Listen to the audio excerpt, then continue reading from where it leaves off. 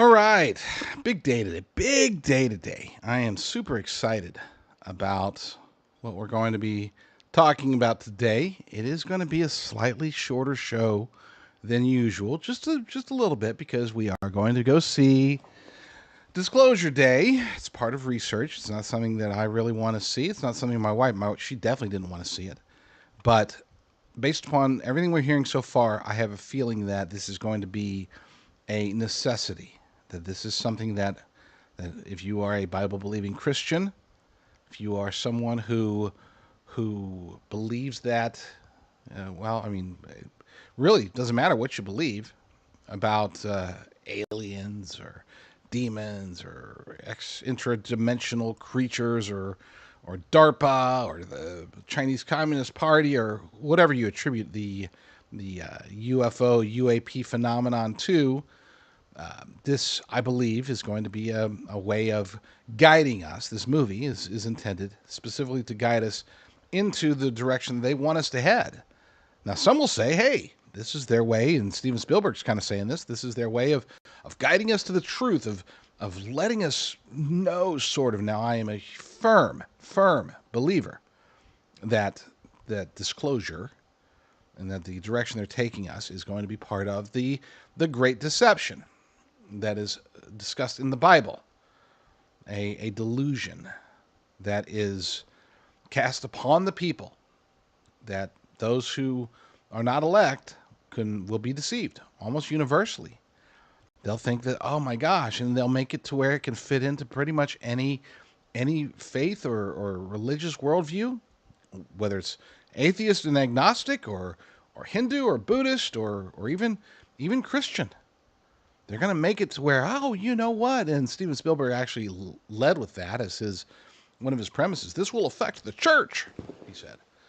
This will make people wonder, is God just our God, or is he a God of all the various civilizations out there? That's called begging the question, or that's called it is begging the question, but it's also a preconceived notion. In other words, you have to believe that there are other people, creatures, whatever out there, because the universe is just so vast, and surely, if there is a God, that he created all these creatures.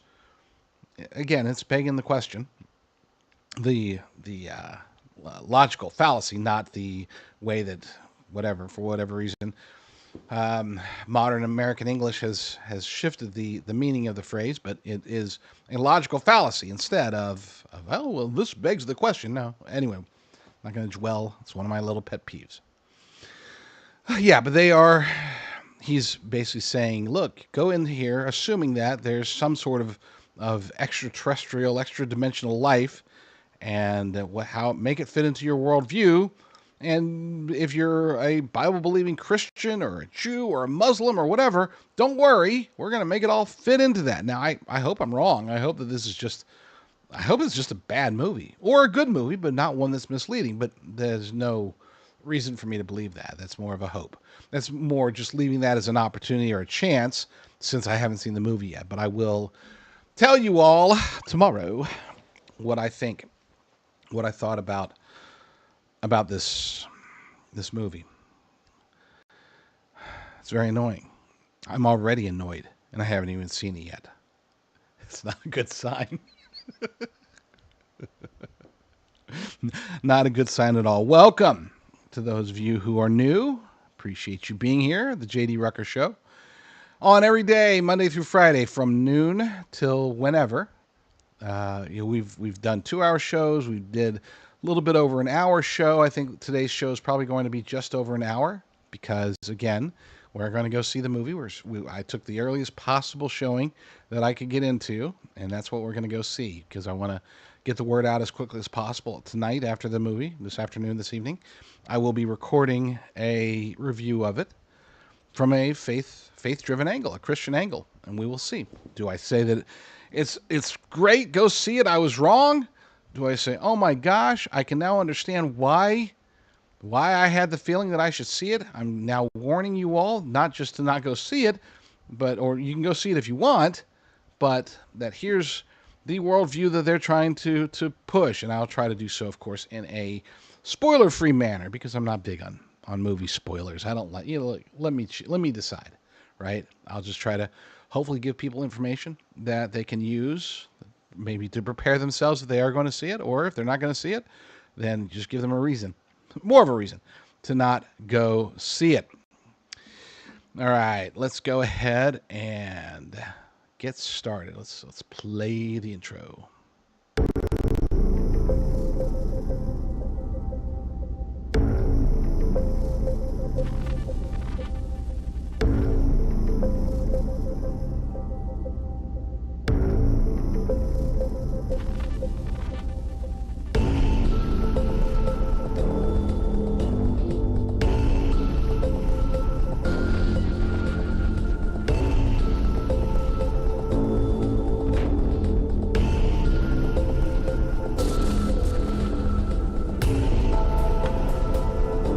You're listening to the J.D. Rucker Show. Let's begin. It's funny. I forgot that I actually had some of the UAP footage in my opening. It's like, whoa, hey, forgot about that. I'll go ahead and tell you up front. I do believe that UFOs are real. I have seen a UFO. I do believe that UAPs are real. I do not believe they are extraterrestrial life. I think that they do fall under the realm of the demonic. I think that it's part of the Great Deception, and I think that after I go see the movie, I'll be able to report back and tell you whether or not this is part of the Great Deception, or if it's just something that, just some mild curiosity. I would probably bet on the former if I were a betting man. But that's not what we're talking about today. Today we're talking about Democrats. Look, their strategy is finally starting to come to light. They didn't have a strategy. They haven't had a strategy for a while. Their strategy during the Kamala Harris election days of 2024 was to attack Trump. That's it. Just hate on Trump. Bank on Trump derangement syndrome, and that didn't work out very well. Well, you might think, well, are they going to do the same thing? To some extent, absolutely. And the difference now is that, unfortunately, thanks in large part to the war in Iran, Trump's negatives, Trump's polling numbers are the lowest that they've ever been. And so we can and must and should pray for a resolution to the Iran war. I'd like to see the regime there, the very evil regime, changed. It has not been changed. Just because they killed the Ayatollah doesn't mean that it's been changed. It's just different variations, probably worse variations of what the Ayatollah was doing. Now the IRGC is in charge. Mojtaba Khamenei may or may not be part of the rulers. He is the supreme leader, technically speaking, but we don't even know how many limbs he has, let alone if he is speaking to them. We just know that the IRGC has some degree, a very large degree of control over what's happening there. Today, President Trump has ordered them to get hammered. They've been getting hammered. They're going after Karg Island, apparently, at some point, he said, in the near future. And he's been talking, for those who don't know, I don't have the clip on me, or I would play it, but he's been talking about taking Karg Island for decades, okay? I mean, long before he was president, he was talking about Karg Island and wanting to take it over, take it from the Iranians. Well, now, as president of the United States and being involved in this war that has taken too long already, and considering that they can't seem to make peace happen with the IRGC, now he's saying, all right, they're going to shoot down our Apache. We're going to take out a bunch of their radar, a bunch of their missile launchers. We're going to make them blind. We're going to make them weaker, take out any remnant of the Navy and the Air Force and everything else. They're going to try to disable them, and then they're going to try to allegedly take Karg Island. Now, I want to just say real quick off the bat, that's not an easy task. It is very well defended by Iranian standards and not with Iranian technology. They have Chinese technology, Chinese military technology there to defend the island. It is the most important piece of land in all of Iran, and that's where 90% of their production, oil production, happens. It's where the vast majority of their economy is kept afloat. And so taking it is not going to be easy and would almost certainly require boots on the ground. I'm not in favor of boots on the ground. I'm not in favor of being in the Middle East, to be fair. So call me a non-interventionalist, but I am in favor, as I've said before, that the one time when I'm actually in favor of regime change is the current Shia Muslim radical regime that's in charge, because they have threatened to destroy us. They have sought the means to be able to destroy us. And you shouldn't just say, "Oh, they don't really mean it when they say death to America," or "Oh, they can't actually do anything. They can't actually kill us." Look, I beg you, don't be naive if you fall into that category. Do not fall for the whole notion that we are completely untouchable. I would have hoped that 9/11 proved that to us, but for some people, apparently, there's more proof that's needed, and I don't want that proof to come. I don't want any terrorist attacks. I don't want anybody attacked. In Iran, they attack people.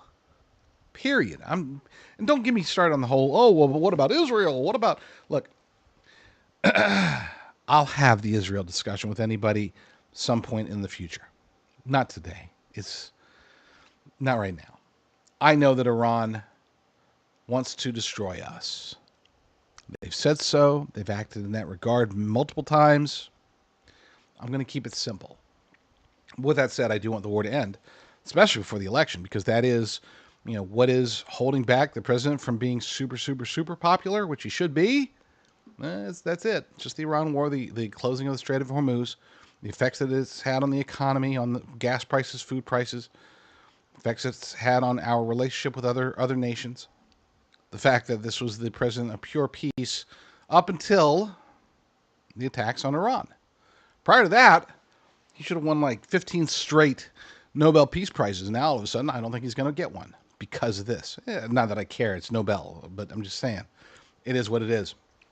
So today we're going to be talking about Democrat strategies. I'm going to finish off by talking about what I believe to be the ultimate Republican strategy that, for whatever reason, isn't being used.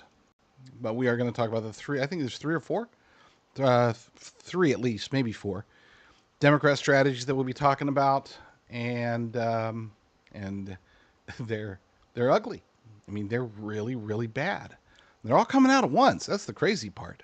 Is that I guess the timing is right to start ramping up for James Talarico and Graham Plattner and everybody else. They have these really crazy ideas. So I am going to take a quick break before we get started, because I keep getting told that I don't put my, because we only do two spots during the entire 2-hour show, and I'm not putting them early enough, they say. So we're going to do one short commercial break, and then when we get back, I'll talk for, I don't know, half an hour, an hour. We'll see. We'll see how long today's show goes. All depends upon, well, when I get through with it. So stay tuned. I know a lot of companies out there, a lot of show hosts out there have their preferred coffee company. I've had mine in the past where it was white label and this, that, or the other. But I now go with a company that doesn't pay me very much because they don't make very much, and that's fine. It's a Christian company. They do great work, not just with their coffee, but also with their charitable work, their work with churches. Love me some Promise Grounds coffee. And when I say love me some Promise Grounds coffee, I mean that it is the best coffee I've ever had. I've told the story before. I'm not going to retell it here today. You can look at my past ones. I'm sure I'll tell it again in the future. But Promise Grounds coffee is the best coffee on the planet. And I've tried them all. Every single coffee. I've tried every single coffee. Okay, so that might be hyperbole. But what's not hyperbole is that of the coffees that I've tried, Promise Grounds is the best. You can check them out by going to jdrucker.com/coffee, jdrucker.com/coffee, and tell me, let me know. Am I right? I'm right. It's the best coffee out there. All right, let's turn to one of my favorite Democrats in the House, Timu Obama, better known as Hakeem Jeffries, the House Minority Leader. He's one of my favorites because he has only two tools in his toolbox. He has gaslighting and he has deflection. And unfortunately for him and for the Democrats, he's actually pretty bad at both. He has the memory of a gnat. He doesn't recall what he says, and then he goes and contradicts himself quite often, just as he did in this clip I'm about to show you. One was 3 days ago, and then the follow-up, which contradicts him, is just 2 days later. Watch. There is no election fraud in California. Donald Trump is making it up. He can't point to a shred of evidence to prove his point. This is all a conspiracy theory. We believe that we have to operate under the assumption that Republicans are going to do everything they can to try to rig the midterm elections. Because the reality is they have no track record of accomplishment, no vision to present to the American people. Look, buddy. Okay, so you can say one or the other, but you can't say both. You can't go out there and make accusations after saying that those types of accusations are conspiracy theories. You can't say he doesn't have a shred of evidence and then try to make your own argument without presenting a shred of evidence. But this is the strategy for the midterms for Democrats. It's the only strategy they have. They have Trump Derangement Syndrome, and they have, look, they're cheating. And the cheating aspect works both ways. In other words, not only is it their plan to try to help them to somehow win votes, but perhaps more importantly, they're preemptively saying, oh, look, they're cheating because they know that they're going to try to cheat. This is what they do. It's an election. Democrats cheat during elections. This has become standard operating procedure in the United States of America, unfortunately, and it's very rampant here in places like California, which is why I am obviously a huge proponent of the Save America Act. But while we wait for Thune to probably do nothing and to fail America so badly, we, as you and I, as American citizens, we can do two things to try to stop this. Number one, as always, pray. We've got to pray. Pray hard, pray daily, pray constantly that people like Hakeem Jeffries do not get their way. Number two, we have to inform people of the truth. It is time to get bold. It is time to finally come out and say, don't just go, oh, I wear my MAGA hat and I cheer along. No, we need to inform people. We need to make them aware, because Democrats, we're losing them. And we're not just losing them, we're losing independents. We're losing them to the dark side of pure, unambiguous ignorance. And I do believe, I hope, I pray that we can save them somehow. The only way I can think of are those two things. Pray for them, pray for us, pray for America, and try to inform them of the truth about President Trump, about what's happening in LA, about who actually does commit voter fraud, and about Timu Obama Hakeem Jeffries. Damn!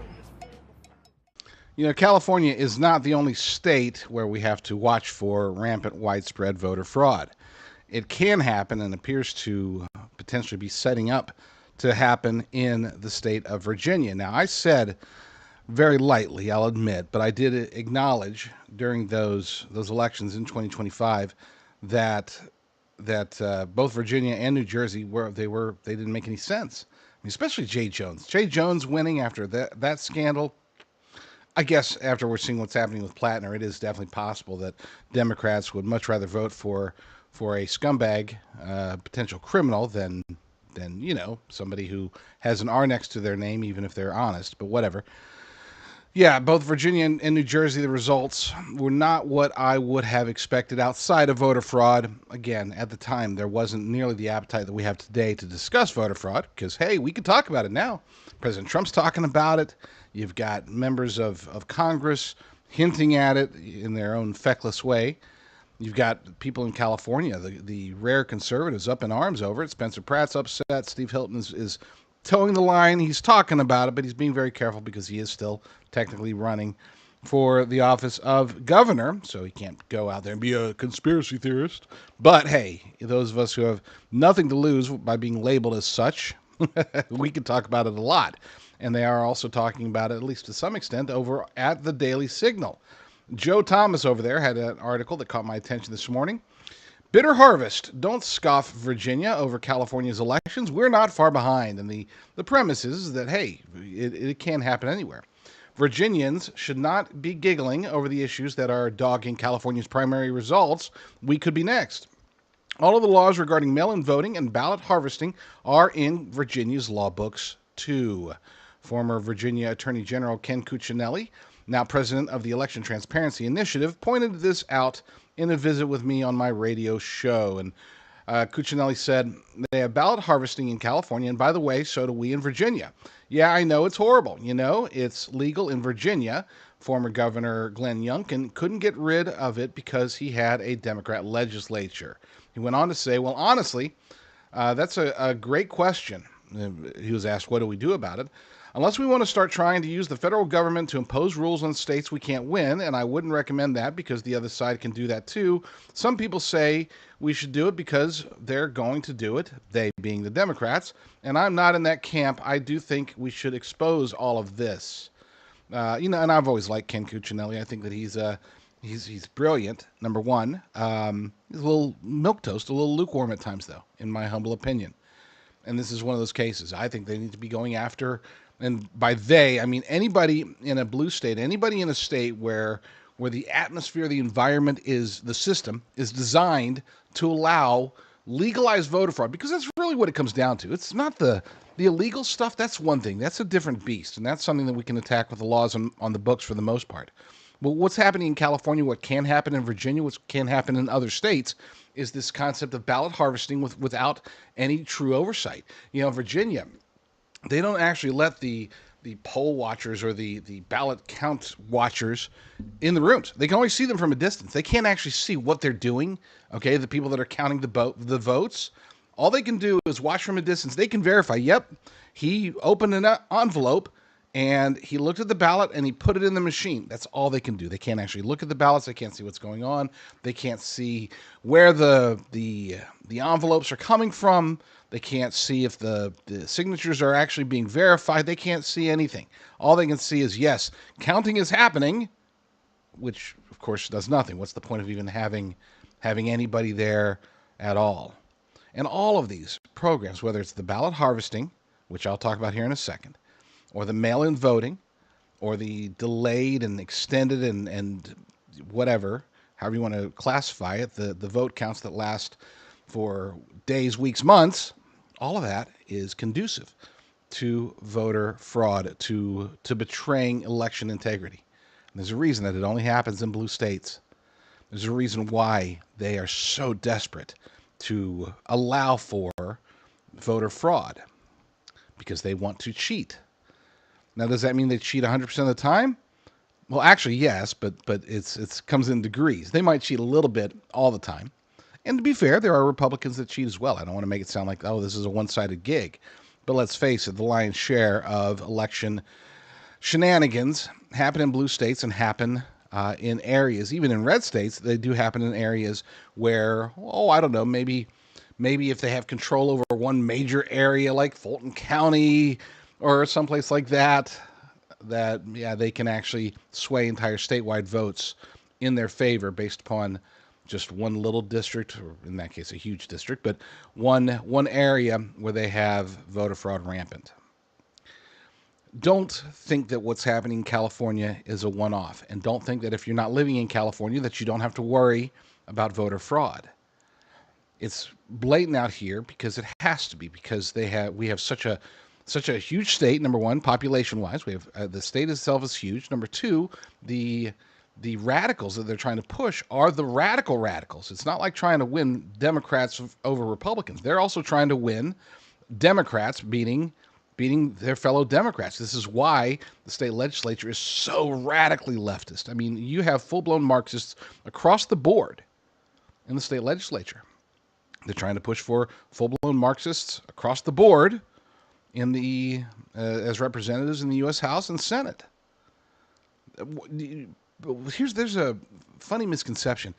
Back when Kamala Harris was a senator, when she was running, she actually ran, her voting record was to the left of Bernie Sanders, to the left of Elizabeth Pocahontas Warren. You might think, but was she just so radical? No, technically she really wasn't. She was sort of, I don't think she even had her own ideology. I think she just did what she was told most of the time, but maybe all the time. And what she was told was, if you want to be a politician out here in California, you got to lead the way by being the most radical, the most socialist, the most communist, the most Marxist person you could possibly be. And then and only then will we support you. That's what we have to face out here in California. But here, again, that's why there's such rampant voter fraud. It's to make sure that people like Karen Bass, who, she was 4 years ago, she was leftist enough. Now she's not, which is why they have Nithya Raman, which I'll get to in a second.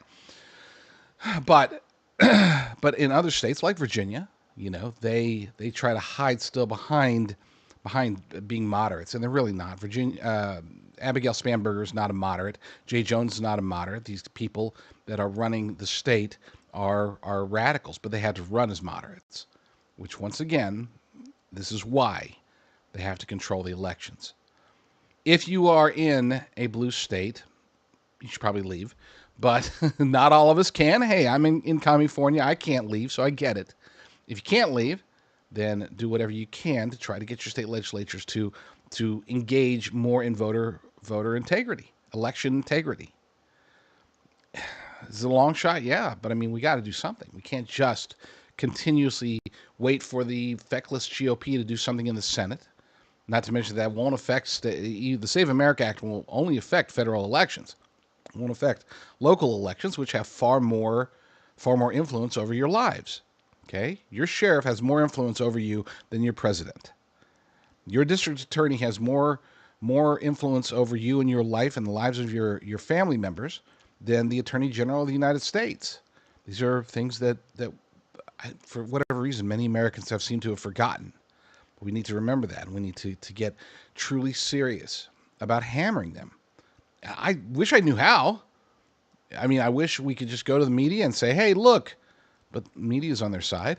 I wish we could just go out there and hold protests and rallies, but the appetite just isn't there in most states, most cities.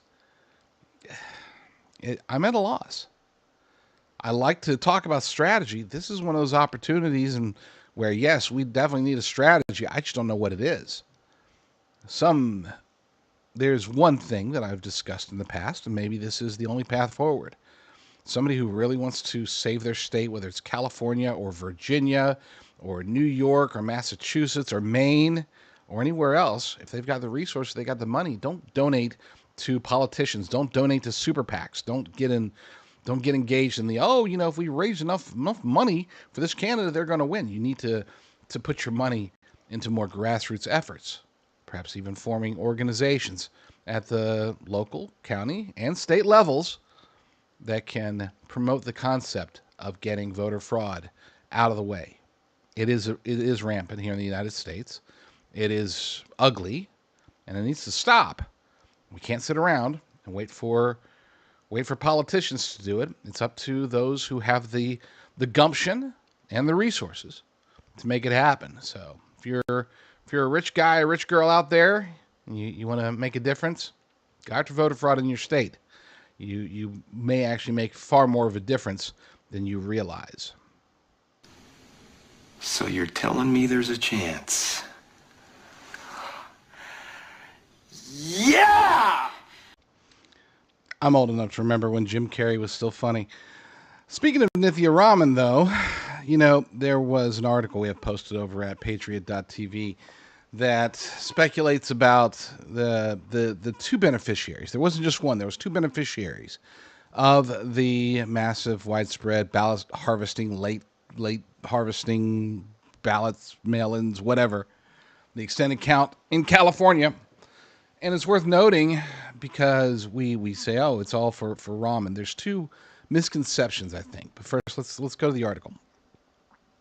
Again, we have this over at patriot.tv. There were two beneficiaries of the late ballots, and neither were Karen Bass. And I think we all knew that, but we knew one, obviously, Nithya Raman, but what about the other one? According to the notes, the bullet points, you can read the article yourself, but the bullet points state, Karen Bass's vote share held steady near 35% throughout the entire LA count. From the election night straight through, she just stayed nice and flat, very, very convenient, especially when we keep hearing, but Democrats vote more.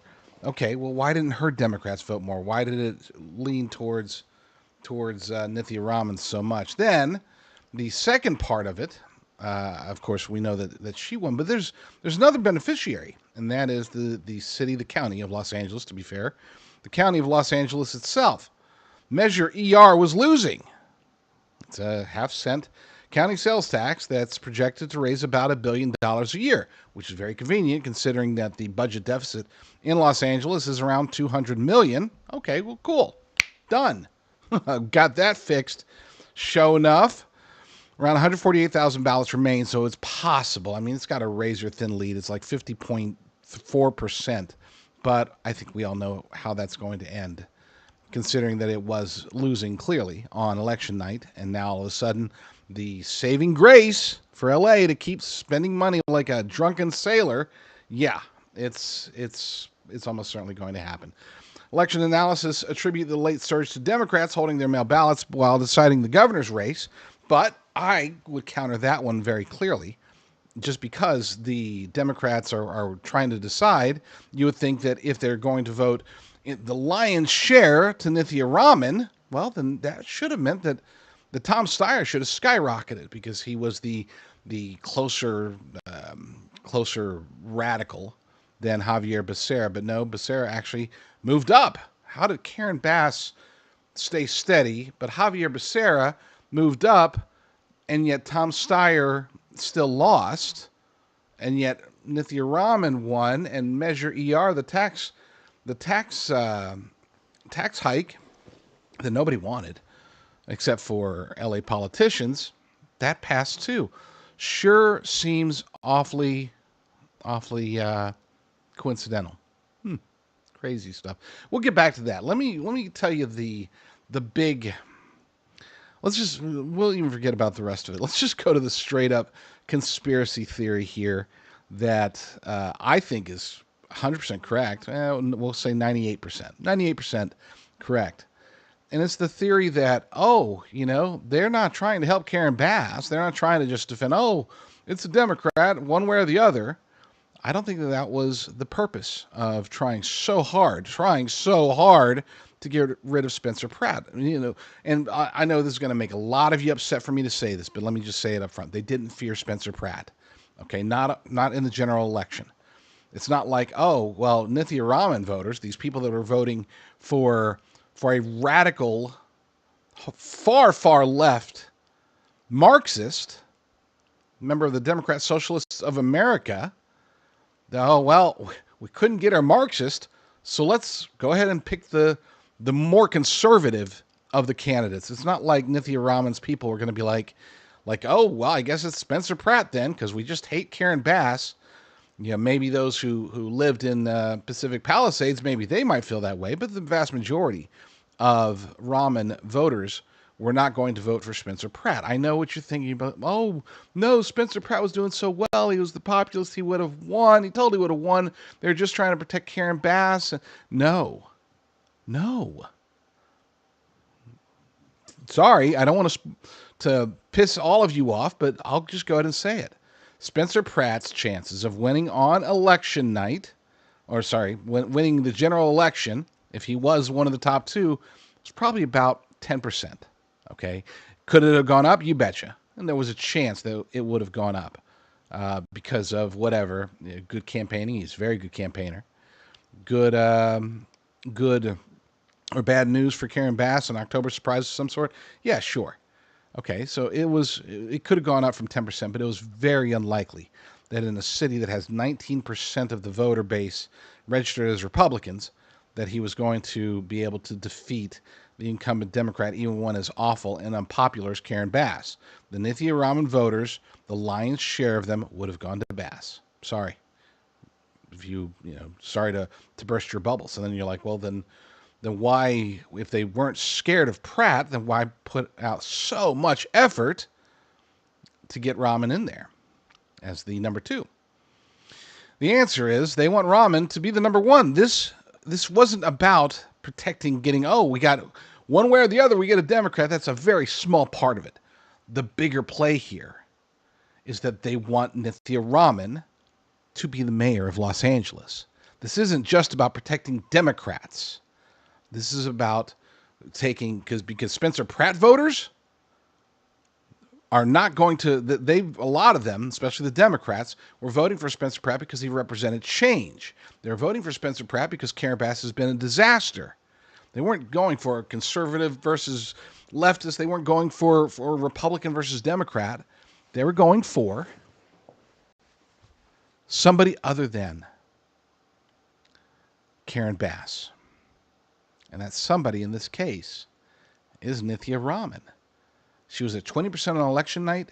I would make the bold prediction that she will win on election night. That they will make sure that she wins. Now, they're going to have to find a different way because Karen Bass is an insider. She knows the game. She knows about Skid Row. She knows about ballot harvesting. She knows all this stuff. She's got her own supporters that are going to be out there doing the same thing. But I believe that the Democrat Party, which again, as I noted earlier, the Democrat Party in California is different from the Democrat Party in just about every other state. They don't just shoot for winning, getting Democrats in office. They want the most radical Democrats possible. Karen Bass was radical enough 4 years ago. She's not radical enough now. They want somebody who's like Zohran Mamdani, or in the case of Nithya Raman, to the left of Zohran Mamdani. This wasn't just about protecting Democrats. This is about going full-blown Marxist. It's happening in Los Angeles. And mark my words, when election day comes around, between now and election day, you're going to see an awful lot of bad press about Karen Bass, an awful lot of nice things being said about Nithya Raman. Karen Bass is about to be Cuomo'd out, and Nithya Raman is going to get the Zohran Mamdani treatment. And the results of that, of course, is that Los Angeles is doomed. When the chips are down, these civilized people, they'll eat each other. All right, now we get to the ugly part, as if none of that was ugly already. The ugly part of what I believe will be the overarching Democrat strategy. It's the strategy that we've seen played out before. We saw it played out with the 2020 election. And no, I'm not talking about voter fraud, though that's obviously in the cards. No, this is the race wars. It's George Floyd 2.0. And yes, Carmelo Anthony is the new George Floyd. I don't think he's going to be the only one, though. We're not seeing the same type of reaction, obviously, that we saw with George Floyd. We're not seeing anybody calling for defunding police. We're not seeing cities burning to the ground as a result of the Carmelo Anthony verdict. But we are seeing a very concerted effort to divide. It's lower key, obviously, than the BLM Black Lives Matter rioting of 2020. But it's in the same vein, and I would argue that it is going to have as much, if not more, of an impact on the election itself. Not, again, based strictly on Carmelo Anthony, but based upon whatever happens between now and then. Carmelo Anthony is the spark. They're going to, I think, slow play this one. I think they're going to let this one keep going until the next Carmelo Anthony pops up, and then they're going to go after him and make him the new star. They're just going to keep popping in more stars. And we can see this in the form of Jasmine Crockett. Now, Jasmine Crockett herself might not be the best spokesperson for the Democrat Party. She couldn't even win her own primary, which that's understandable considering the strengths of James Tallarico. But she's also really getting into she's the next big podcaster, right? The left is already talking about her being this big podcaster once she's officially booted out of Congress. And I think that between now and then, she's already going to position herself as a podcaster. She's going to be doing it during interviews, and she's going to be saying just the dumbest things. And I've got a few, but here's one of them. 35 years for a kid who had decided to go under a tent that was not his team's tent as it was raining, and simply didn't want to be put out in the rain by some random kid that he didn't know who was larger than him. Listen, a lot of people don't know what it is to live as a black person in this country, but just like you can give the benefit of the doubt to so many police officers when they go out and they shoot some black unarmed person, even though they are trained, the fact that there was little to no mercy seen or humanity seen when this black boy said that I was scared. So first and foremost, she's complaining about 35 years. I think it should have been life. That's me. Secondly, this whole positioning this as race, it's not. If a white boy had done the exact same thing, he would have been just as convicted. Okay, and I would argue that chances are his sentence probably would have been longer because this is a hideous crime. This wasn't just a poor boy who, oh, he didn't want to be out in the rain. This is like at the time a 17-year-old kid. He doesn't care about the rain. He's at a track meet. Okay, and if it really was just about the rain, why do you bring a knife? Why bring a knife to a track meet?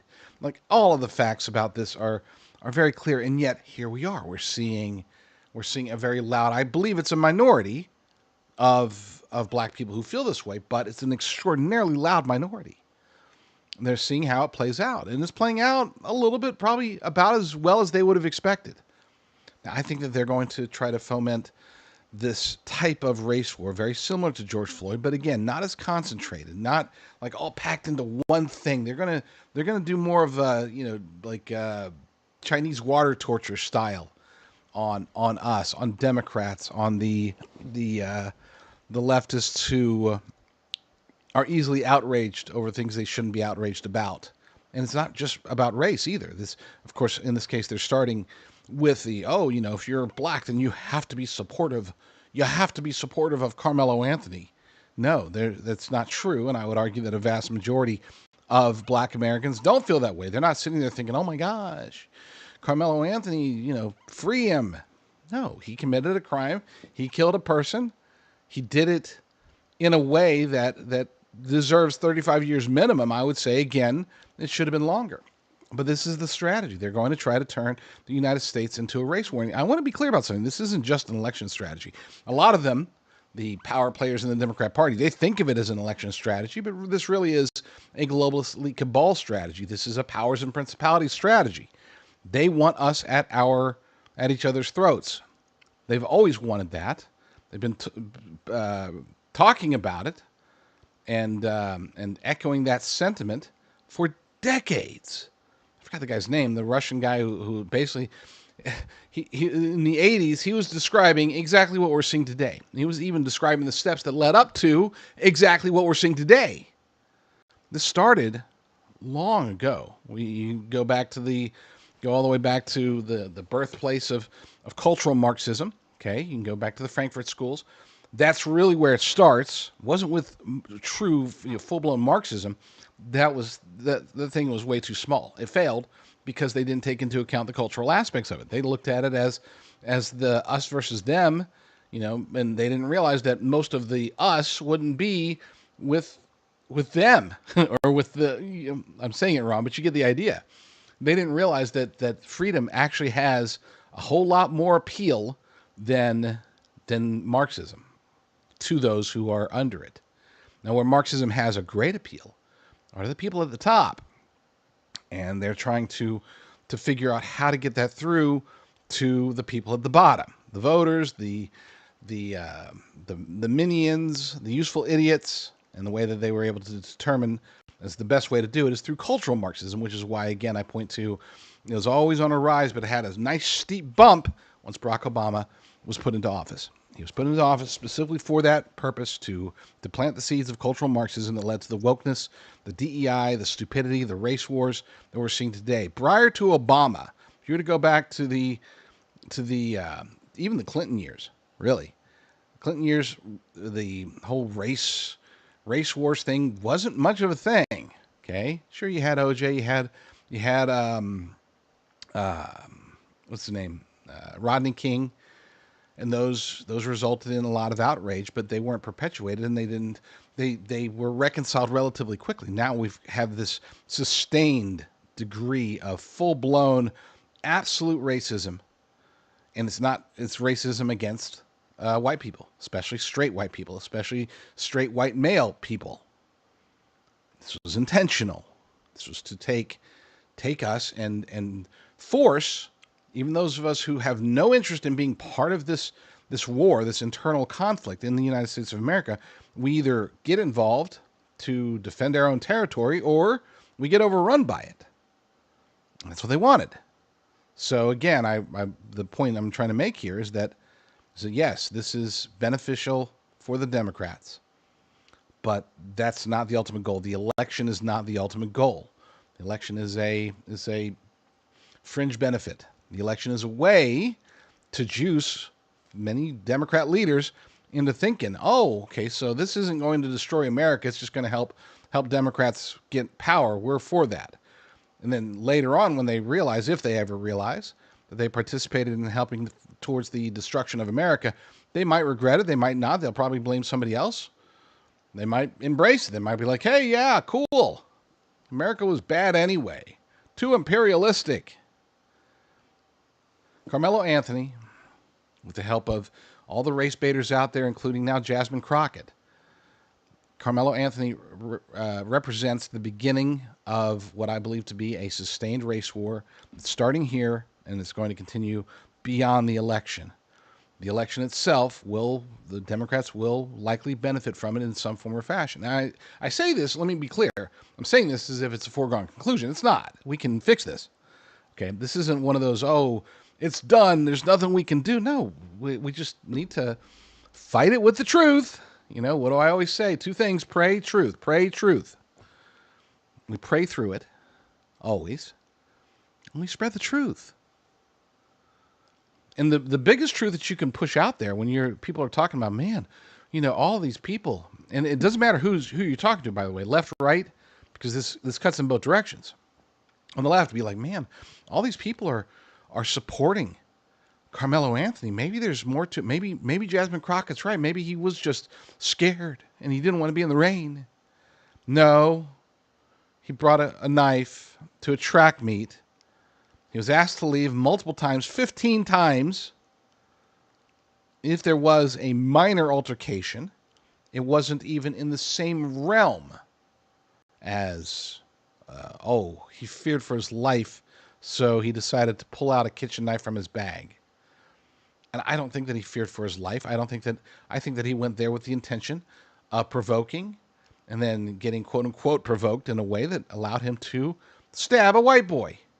Now, I can't verify that. I don't know for sure, and I can't read his heart, but that's, again, circumstantially, it just seems like that was the case. So let's highlight the fact that he brought a kitchen knife, a $13 kitchen knife, to a track meet.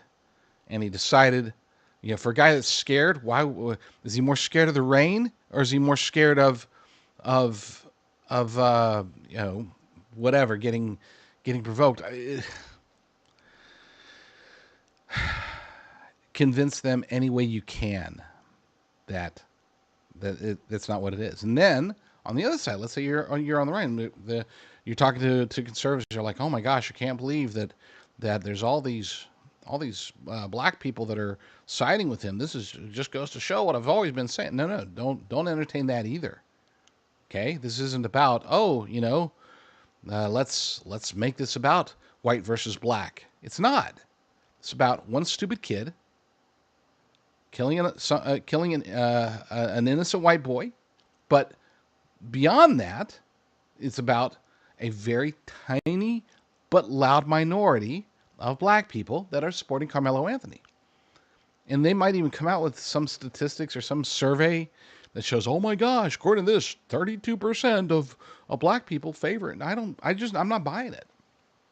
I'm not buying it. I don't know a single black person that thinking to themselves that during this, not just during the trial, I'm saying even before, the last 2 years, that thinking or expressing their opinion that, well, you know, Carmelo Anthony might have been in the right. We can use the truth to stop this. We can pray to stop it. And if we don't stop it, if it's allowed to continue, and then the next Carmelo Anthony comes along and raises the tension level up again, we're going to start getting into bad things. It's going to start snowballing. That's what we don't want. Not just for the elections, but for the future of the United States of America. It's not tenable. It's not sustainable. It's going to destroy us if we let it. So, it sounds pretty simple, but my thought is, let's just not let it. It will shock you how much it never happened. I know, easier said than done, but we can pray and we can try. We can try to inform the people of the truth. Back to the elections. So President Trump and his administration announced this morning that they are going to try to go to the heart of voter fraud in Los Angeles. No, not the Democrats. No, not the globalist elite cabal or the powers and principalities or the New World Order. I know those are the true heart. But as far as geographically and where are the votes coming from, we know that, or we at least think, we know that a lot of them are coming from the homeless population in Los Angeles. And President Trump, well, he didn't announce it, but it was announced through his administration that they're going to try to do something about it. They're going to go after the source of it, which is the funding. If that money's being used to steal elections, then by golly, it needs to stop.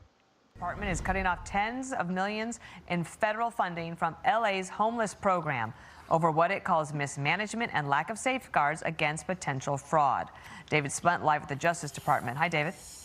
Hi, Dana. Hi, Bill. This is a huge blow to this L.A. homeless authority. It's called LAHSA. They just were informed within the last hour that they are losing these tens of millions of dollars. They've gotten almost over $1 billion since 2021 in federal taxpayer funding. Now they're going to lose it as this investigation goes underway. This is from the White House Fraud Task Force in coordination with Housing and Urban Development. This is a 13-page letter that we obtained exclusively sent to this agency. According to the letter, LAHSA's received, as I said, $1 billion from HUD since 2021. The letter goes on quickly to point out that L.A. County has withdrawn funding for the agency. The city of L.A. is considering the same. The letter continues. HUD has evidence that LAHSA's repeated false statements and its irresponsible actions and failures, including its lack of financial management, internal controls, and safeguards against conflicts of interest, pose a threat to HUD, the public, and those living on the streets of L.A. Now, homelessness is a real problem in L.A. and other parts of California. It became a central focus of Republican mayoral candidate Spencer Pratt's campaign, though he ultimately was defeated at the polls. According to the numbers, $953 million was allocated in fiscal year 25-26 by the agency. Approximately 44,000 unhoused homeless people, approximately $22,000 per homeless person spent. FTC Chairman Andrew Ferguson, who's the vice chair of the Fraud Task Force, says that LA didn't care about the homeless, but the Trump administration does. Ferguson is part of this overall task force. They don't just have their eyes set on Los Angeles, really all 50 states, but a big blow to this agency today, guys. That's really interesting and a theme, of course, in the last few months with the administration. Thank you so much. Theme, yeah. And I mean, look, Fox News is Fox News. I have said that they were against Spencer Pratt. I'm certain that they were. I'm not saying Dana Perino was, or I know everybody has their favorite Fox News host. I'm not saying that the individual personalities are, but the overarching company, the actual Fox News corporate and their producers, they are and they were against Spencer Pratt, and they were very happy that he lost. But that's not for here. Let's just stick with the reporting. Yes, the massive amount of money that goes into homelessness in California is part of what I call the homelessness industrial complex. It's a fraud scheme that's designed to control elections and to pamper people, not the homeless, pamper the cronies, pamper the politicians, the Democrats themselves. It is a scheme, and it's a bigger scheme than anything else that we've been talking about. Bigger than hospice fraud, bigger than daycare fraud. It is huge. Lots of money, lots of no way to account for any of it. 22,000 people, they said, per person. 22,000 people. $22,000 per person. 44,000 people. It's an awful lot of money to not be able to generate any positive results whatsoever. Now they look at it and they're like, oh my gosh, look how much money our cronies are making. Look how much money is being filtered back into our campaign coffers. Look how many votes we're able to collect as a result. They don't want to solve homelessness. They need homelessness. It should disgust all of us. Democrat, Republican, doesn't matter. You should be disgusted with the way that California in general and how San Francisco, Sacramento, and Los Angeles in particular handle the homelessness industrial complex. Oh, I'm going to start spitting. I don't want to spit today. Let's go to a quick break. And when we return, today's a short show, by the way, because we are going to go see Disclosure Day for research. I don't want to see it. My wife definitely didn't want to see it, but we've got to see it. We need to see what message they're putting out there, and that's going to be a big topic of tomorrow's show. But let's go to a quick break, and when we get back, we'll talk about more cool stuff. Let me find my break. Oh, there it is. The insurance you need to protect your American dream. That's the tagline for my great friends over at America First Healthcare. You can find out more for yourself. You can reach them by going to patriot.tv/health, patriot.tv/health. Check them out, see what they offer, whether it's for health, for life, for business insurance. They do a fantastic job. That's just me saying it. I would strongly encourage you to reach out to them through that link, talk to them, and see what they can do for you. Because look, we can say, oh great, it's awesome, they're America First company and blah blah blah blah blah, they have their shared values and all that. That's great, right? It really is. But is it better? I mean, we're not going to be getting worse coverage just because we can they might give us worse coverage, but by golly, they promote America. That's that's just not going to happen. We are practical people, my audience here at Patriot TV. But with that said, they claim, and I would encourage you to research it, but they claim that they actually have better coverage than what you get through the government-controlled healthcare systems or even many of the private healthcare offerings out there. And more importantly, perhaps for some of you, they offer better rates with, according to their website, with thousands of insurance plans to choose from. It can feel overwhelming to find the right plan at the right price. At America First Healthcare, we take a holistic approach to make sure we find the best coverage for your exact needs. We get you better rates by helping you choose the right type and amount of coverage. Then we shop around for the best results. They can save you up to 20% on the coverage. Who couldn't use? I know we're most of us, the vast majority of us, are paying. I mean, compared to what we used to pay, my goodness, we're paying a lot. 20% right off the top. That would be a huge benefit. So reach out to my good friends over at America First Healthcare. Go to patriot.tv/health. Patriot.tv/health. All right, so we've established that, in my humble belief, the Democrats' election strategy comes down to three things. Number one, they're going to try to cheat. Number two, they're going to gaslight, pretend like Republicans are the ones that are cheating, and go after the whole Trump Derangement Syndrome as the only reason to vote for a Democrat. And then number three, they are going to, and they're in the process of inciting a sustained race war, not like the 2020 version, not like the burning down of cities, but just more seeding contempt between the races and hoping that various events happen similar to the Carmelo Anthony event, the murder. I shouldn't call it an event. It was a murder. Carmelo Anthony's murdering of Austin Metcalf, hoping that more events like that happen and that it creates the back and forth of tension that they need. They want Americans to hate each other.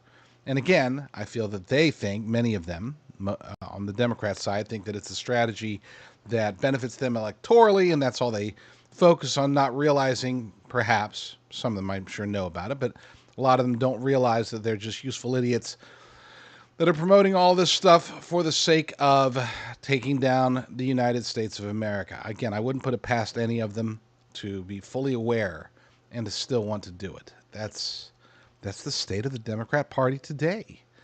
A party that can nominate Graham Plattner, a party that can elect Jay Jones, a party that can think that Nithya Raman and Karen Bass are the best two options for Los Angeles, a party that thinks that Javier Becerra is the best option for governor of California. This is a party that is lost, completely lost. So we've talked about the Democrats. What about the Republicans? I've said this before, but I think it needs to be reiterated. To me, the Republican strategy is very straightforward. We have one thing that I believe gives gives Republicans the upper hand across the board in local elections and county elections and state elections and, yes, even the federal elections. And that is fraud. We have seen so much of it, and praise God that the Trump administration is going after it. But we've seen so much of it being exposed. People like Nick Shirley, he is the key to making this work. He's the key to Republican victories in November, to helping Republicans keep the House, keep the Senate, make strong moves in state legislatures, get more mayors, more city council members, more sheriffs, more governors. The fraud issue is something that the Democrats cannot, it's a third rail for them. They can't touch it. We've seen what's happening with Tim Walz. Don't forget, Tim Walz was nominated, sort of, I guess selected, not nominated. He was selected to be the vice presidential nominee for the entire party. And yet, fast forward a year and a half later, and his political career is over. He is just laying the groundwork for his successors. That's how far he's fallen. Why? It wasn't because he's an idiot, which he is. It's not because he's weak, which he is. It's because he was busted, and continues to be busted every day, more and more every day, being involved in massive, widespread fraud. People don't like their money stolen from the government, but they especially don't like the money stolen from the government and then given to Somali daycare workers or daycare owners or whatever. They don't want their money sent to Al-Shabaab. They don't want their money spent on Democrat elections. If they did, they would just donate to Democrats. Democrats have a fundraising problem, but hey, they don't care because they get to raise funds from taxpayers by filtering the money back up to them. They generate the fraud, and then it works its way back up. And there's a system. The system itself is relatively universal. A variation of this system applies pretty much across the board. Again, at the local level all the way up to the federal level. What happens is this. So you've got your I guess the ringleaders. And for the sake of accuracy, because it's not just Democrats, they just do the lion's share of it, but for the sake of accuracy, we'll just call them the politician/bureaucrat, because it's a combination of the two. It's not just politicians actually have less control over it than the bureaucrats themselves. The bureaucrats are the ones that can initiate a lot of the fraud. Now, how much of that is give and take? How much of that is you scratch my back, I'll scratch yours, we'll scratch their back, and they'll scratch ours? Well, a lot of it. So let's say, you got your Democrat politician working with the Democrat bureaucrat. Okay, we'll say, we'll call whatever agency was over daycares in Somalia, right? So they come up with a scheme. How do we filter money? We got all this money that we're going to be giving them. How do we get some of that money back? And they've devised a scheme. And then this is where they need useful idiots. Those useful idiots, in the case of Minnesota, they're not idiots, apparently, because they're making a lot of money. We'll call them just the foot troops, okay? Foot soldiers. They have to get the foot soldiers, and they have to have a degree of separation between them and the foot soldiers. So they have to get the middle managers. In the case of Somalians, the reason the Somalians were chosen in Minneapolis specifically was because they already have, based upon their culture, they already have basically the equivalent of neighborhood warlords, right? It's like this Somali neighborhood is controlled by this warlord. It's very similar to, not completely separated from the variation of the mafia back in the early days in Italian areas of New York City and Chicago. Similar scenario, except again, these are Somali, we'll call them, we'll just call them warlords. So they get the local Somali warlords. They have control over pretty much what happens with the Somalis in a particular neighborhood or a particular area of the city. So they're the ones that they get the tap on the shoulder. They said, here's how it's going to work. We're going to send money. You guys got to put up the daycares. We're going to help to fund those daycares. You're going to get quite a bit of money. It gets filtered from them to you, from you to them, vice versa. And then some of that money comes back up to us. And by the way, make sure they all vote for Democrats. That's it. That's the process. It's a circle, okay? And you can apply a variation of this, a very rough version of it. I mean, it's a lot more complicated than that. they put different layers to make sure that it's harder and harder and harder for people to ever catch them. They don't expect people like Nick Shirley going to the Leering Center and knocking on doors, but he did. And we need more of that. That is the strategy. It's not just about, they sort of tried to do it. Don't forget, they sort of tried to do it in the beginning of the year, late last year, early this year, with sending the investigators into Minneapolis. Now, that got spun around to where it's like, oh, this is all anti-ICE. But it wasn't, initially, it wasn't an ICE surge. ICE had already been operating in Minneapolis since mid-December, but it wasn't until they decided to send in the investigators, the people that were going to be investigating fraud. Then all of a sudden, they were able to get all these Renee Goods and guy, what is his first name? Pretty, I forgot his first name. Get those people to start protesting and blocking and doing everything they can to obstruct ICE. It was really about the investigators. Again, ICE had already been there. The surge was for the investigators, and that's what they were able to, in many ways, they were able to stop it. They stopped a lot of the investigations that were happening under the guise of, oh, we're anti-ICE. Well, these weren't members of ICE. A lot of them that were getting stopped. These were people that were sent from DHS, investigators that were supposed to be looking into fraud. And that action became untenable because of the protests and riots and all that stuff that was allegedly about ICE. But again, if it was about ICE, that would have started a month earlier. No, it did not start until literally 2 days after the investigators had hit the ground. That's when people like Neville Roy Singham and the various ringleaders behind these protests, they were tapped on the shoulder and said, hey, we got to stop this. So get all your people together and have them just cause havoc, because we can't let the investigations happen. Well, now they got J.D. Vance involved, Dr. Oz, they got even Scott Bessent is involved in some of this stuff. They need more. This needs to be the biggest thing, and they have every right to do it. The federal government needs to go through and hit not just Blue City, every city. Hit them all. Find the fraud.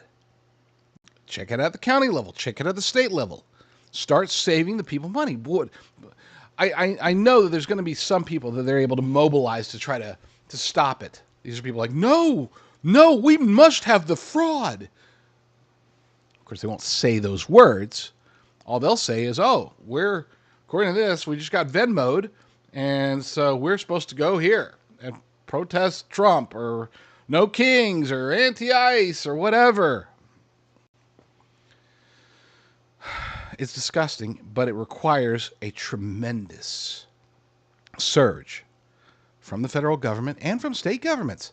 This isn't just relegated to just the D.C. operating. Ron DeSantis should be doing it. Greg Abbott should be doing it. Every red, it should be an arrangement. It'd be like, hey, we'll take care of our state. We're gonna start finding the fraud.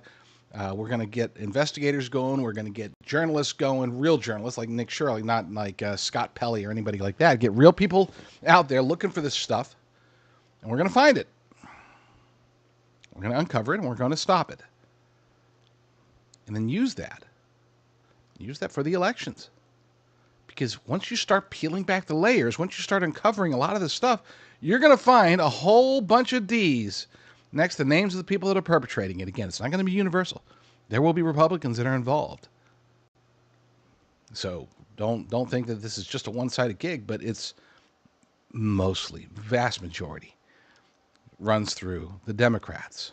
Now, if they were to do this, then, and again, I'm talking at every level, and not just the federal government. If you were to get the states to start operating this way, state legislators start voting this way, and do it in a hurry, then the election's in the bag. The challenge, you might be saying, well, if it's so easy, why isn't it being done? Well, it is being done. Talked about that earlier. Okay, cutting off homeless, but why would it take a stolen Los Angeles mayor's race to prompt this? Why aren't they being proactive? What prompted Nick Shirley to look into it? Ask him. Why did he do it? He sees a Leering Center. That seems kind of weird for this supposed daycare. You don't see a whole lot of people going in and out. You don't see any kids there. Maybe we should knock on the door. Find out. Maybe we should bring a camera and find out. Same thing with hospice care. It's not just Nick Shirley. There's other people out there. So find them. You want to put together a task force? You want to put J.D. Vance on it? Give Marco Rubio job number 47? I don't care. Get people on this. Because this is, again, let's say it wasn't an election year, I would still be calling for it. Because the fraud is so massive. We're talking about trillions of dollars. Not millions, not billions, trillions of dollars. Now, can they uncover it all? No.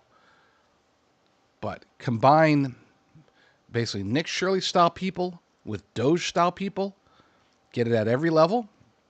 Now we can actually start fixing the nation, getting rid of the fraud, making it to where fraud is no longer something that people do for a living.